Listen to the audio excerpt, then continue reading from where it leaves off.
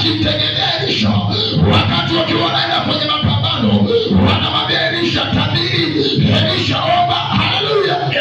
Lakini wakati Elisha ameomba ugonjwa uliomuua, hata katika hali ya uasi, Biblia inasema ndipo mfalme Yoashi akamfuata Elisha akamwambia Bwana, Bwana, Bwana. Haleluya.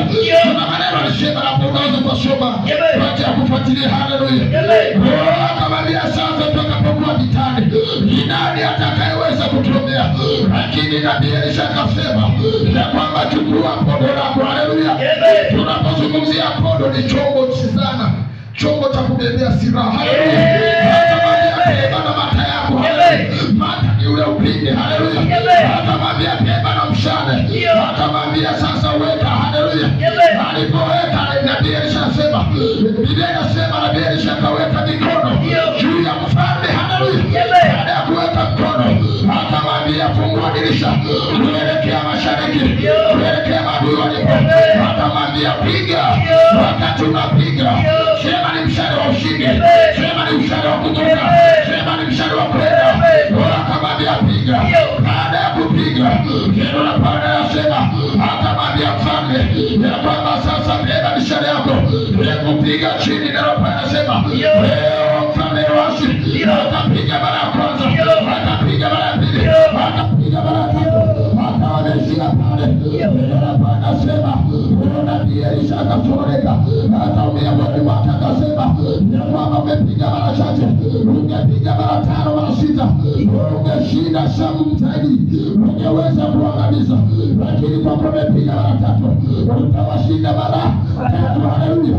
Ili nachotaka niseme, yakini yawezekana ni huduma iligonjeka, ukapiga tu ukaoga, umepanga kosa. Kwa nini? Kibali changu kimepotea. Ni kwa nini? Huduma yangu imepotea. Ukaomba mara ya kwanza, ukaomba mara ya 3, ukaomba mara ya 3, ukaachia pale. Ulipoachia pale, adui, Biblia inasema wakati tulipigana, adui akapanda magongo, akaachia magongo, akashia tu kupiga mishale mara 5. Ndio Bwana Yesu asifiwe. Mishale mara 5. Kamwambia ungepiga mara 5 mara 6, ungewashinda Shamu zaidi. Lakini umepiga mara 3, ukashinda mara 3. Haleluya. Ni kitu gani ambacho nataka nimwelezee hapa? Wakati mfalme anamfuata, Biblia inaeleza Elisha akaweka mikono juu ya mikono ya mfalme. Bwana Yesu asifiwe. Nini alichokuwa anakifanya? Alikuwa anaiponya mikono ya mfalme, alikuwa anaachilia Mungu kwenye mikono ya mfalme. Ashukuriwe Mungu leo ataachilia neema kwenye mikono yetu. Tutagusa hata zitafufuka, tutagusa magonjwa yataondoka, tutagusa uchumi utainuliwa, tutagusa chochote kilichoumwa nacho kitapona. Bwana Yesu asifiwe.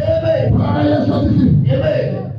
Bwana Yesu asifiwe. Biblia inasema hapa, Yesu baada ya kukaa siku 2 akawafuata wanafunzi wake, akamwambia kwamba twende sasa Yerusalemu, twende sasa Bethania. Wayahudi wakamwambia, wale wanafunzi wake wakamwambia ya kwamba juzi tu walikuwa wanataka kukupiga. Bwana Yesu asifiwe. Juzi tu walikuwa wanataka kukuua kwa mawe, unasema twende kule. Bwana Yesu asifiwe. Yesu anamwambia kwamba masaa ya mchana si masaa 12, nayo nuru inawaka sasa. Ninachokuwa nasema mahali hapa, alikuwa anazungumzia kwa habari ya marohoni, kwa habari ya nguvu aliyofanya ibeba, kwa sababu namna ambavyo Mungu alikuwa ameachilia uwezo. Haleluya. Bwana Yesu asifiwe. Biblia inasema Yesu akaenda na wanafunzi wake, alipofika akiwa anaikaribia Bethania. Bwana Yesu asifiwe. Kwa anaikaribia Bethania, taarifa zikaenda kwa Martha. Zilipofika kwa Martha kwamba Yesu anakuja, Martha akakimbia akaenda kumlaki. Bwana Yesu asifiwe.